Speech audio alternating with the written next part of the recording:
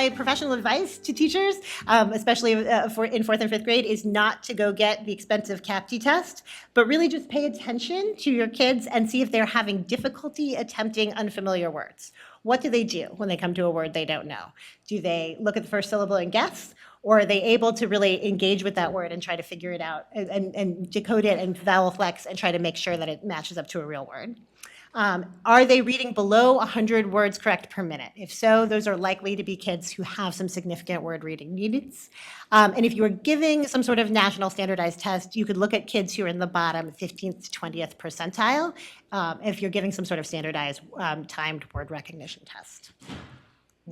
What these kids need, in my opinion, is instruction in useful word parts, especially morphemes, routine and practice and encouragement to tack and figure out new words, support for learning the meaning of new words and developing content area vocabulary, because that helps them figure out if they've gotten the word right rather than just giving up and moving on, and lots of opportunities to read with support, especially that fluency support that we talked about last time.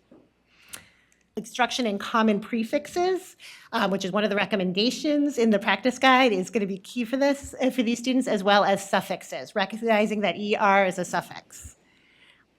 And that means there's sometimes a spelling change, recognizing that Y at the end is a suffix, and sometimes that means there's a spelling change.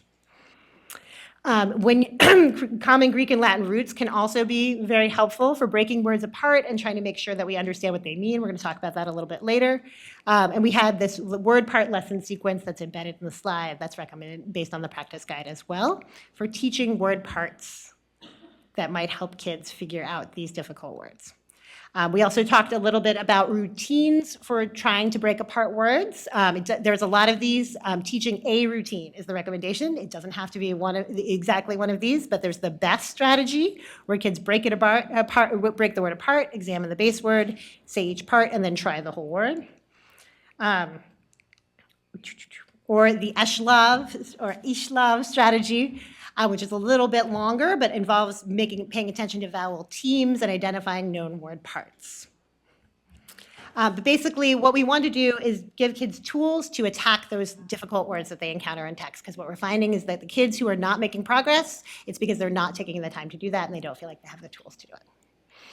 So what we want to make sure we do is get kids beyond this, right? This is what's in my opinion, looking at the evidence and talking to the researchers, my opinion is what's happening with these kids is every time they sit down to read, they're having difficulties. There's just too many words that are unfamiliar to them.